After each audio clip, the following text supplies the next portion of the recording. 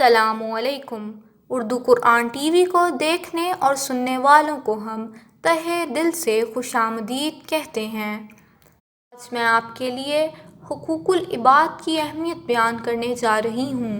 اس video کو دیکھنے سے پہلے ہمارے چینل اردو قرآن ٹی وی کو سبسکرائب کرنا مت بھولیے۔ حکیم الامت حضرت تھانوی رحمۃ اللہ علیہ کے ایک مرید تھے جن کو آپ نے خلافت بھی عطا فرما دی تھی اور ان کو بیعت اور تلقین کرنے کی اجازت دے دی تھی۔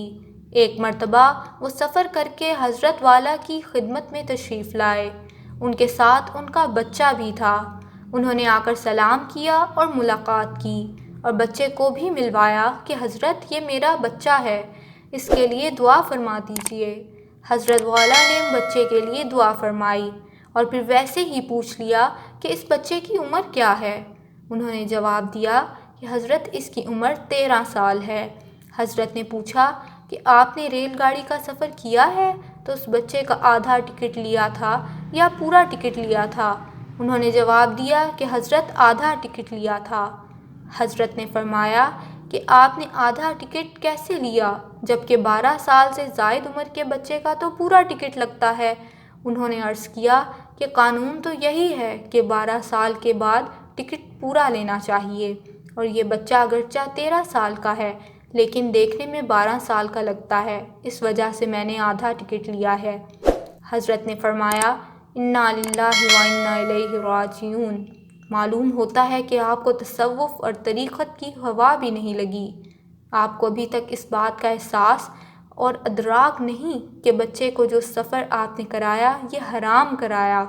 جب قانون یہ ہے کہ 12 سال سے زائد عمر کے بچے کا ٹکٹ پورا لگتا ہے اور آپ نے آدھا ٹکٹ لیا تو اس کا مطلب یہ ہے کہ آپ نے ریلوے کے آدھے ٹکٹ کے پیسے غصب کر لیے۔ آپ نے چوری کر لی اور جو شخص چوری اور غصب کرے ایسا شخص تصوف اور طریقت میں کوئی مقام نہیں رکھ سکتا۔ لہٰذا آج سے آپ کی خلافت اور اجازت بیعت واپس لی جاتی ہے۔ چنانچہ اس بات پر ان کی خلافت سلب فرما لی۔ حالانکہ ان کا وہ مرید اپنی عبادات اور نوافل میں، تہجد اور اشراق میں، ان میں سے ہر چیز میں بالکل اپنے طریقت پر مکمل تھا، لیکن یہ غلطی کی کہ بچے کا ٹکٹ پورا نہیں لیا۔